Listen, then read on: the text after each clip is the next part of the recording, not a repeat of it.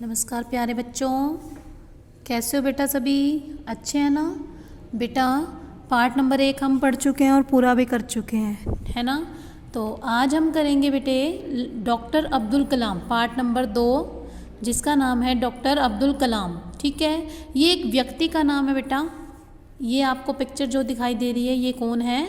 Doctor Abdul Kalam. ठीक है, ये हमारे भारत के, हमारे देश के पूर्व राष्ट्रपति रह चुके थे, यानी कि जो 11वें राष्ट्रपति थे वो कौन थे? हमारे डॉक्टर अब्दुल कलाम। ठीक है, इनका जन्म 15 अक्टूबर 1931 को हुआ था और इनकी मृत्यु 27 जुलाई 2015 को दिल का दौरा पड़ने के कारण हुई थी। ठीक है, हम सब इन्हें मिसाइल मैन के नाम से भी जानते हैं और जनता के राष्ट्रपति के नाम से भी जानते हैं। ठीक है, ये हमारे देश के 11वें राष्ट्रपति रह चुके थे।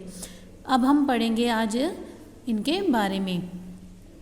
डॉक्टर अब्दुल कलाम का जन्म धनुषकोडी गांव रामेश्वरम तमिलनाडु में एक मध्यम वर्गीय मुस्लिम परिवार में हुआ था।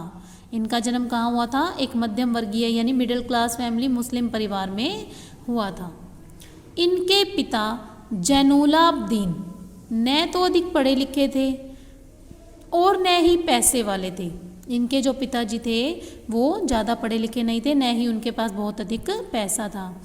इनके पिता मछुआरों को नाव किराए पर दिया करते थे। मछुआरा कौन होते हैं बेटा? जो मछली पकड़ते हैं ना बेटा, जो समुद्र में से, उनको नाव जो है यानी बोट किराए पर दिया करते थे। अब्दुल कलाम संयुक्त परिवार में रहते थे, यानी कि जॉइंट फैमिली। ठीक है, जहाँ दादा दादी चाचा चाची सब मिलजुल कर रहते हैं उसको बोलते हैं बेटा संयुक्त परिवार, जॉइंट फैमिली। ठीक है, अब्दुल कलाम जो थे वो एक संयुक्त परिवार में रहते थे। परिवार के सदस्यों की संख्या का अनुमान इस बात से लगाया जा सकता है कि वे स्वयं 5 भाई, यानी कि अब्दुल कलाम कितने भाई थे? 5 भाई एवं 5 बहनें थी और इनकी 5 बहनें, यानी एक तो ये खुद और 4 इनके भाई। टोटल कितने भाई हो गए? ये सारे 5 भाई और 5 बहनें थी। घर में 3 परिवार रहा करते थे, यानी चाचा ताऊ के कितने सारे टोटल हो गए बेटा? 3 परिवार मिलजुल कर रहा करते थे। 5 वर्ष की अवस्था में, जब ये 5 वर्ष के थे तो उसमें रामेश्वरम के पंचायत प्राथमिक विद्यालय में, विद्यालय का नाम था बेटा पंचायत प्राथमिक विद्यालय में, उनका दीक्षा संस्कार हुआ था, यानी कि उनकी जो पढ़ाई थी वो शुरू हुई थी।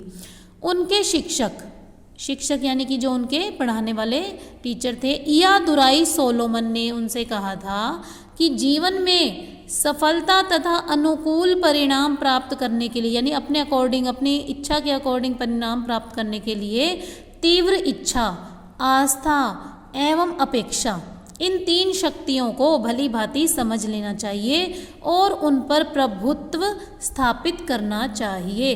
क्योंकि अब किसी चीज़ में अगर सफलता हासिल करनी है तो उनके जो गुरु थे उन्होंने उन्हें समझाया कि हमारी एक तो इच्छा शक्ति बहुत तेज होनी चाहिए, विश्वास होना चाहिए और अपेक्षा होनी चाहिए। ठीक है बेटा, तो ये सब चीज़ें तो हम पर भी लागू होती हैं क्योंकि हमें भी अपने जीवन में सफलता प्राप्त करनी है।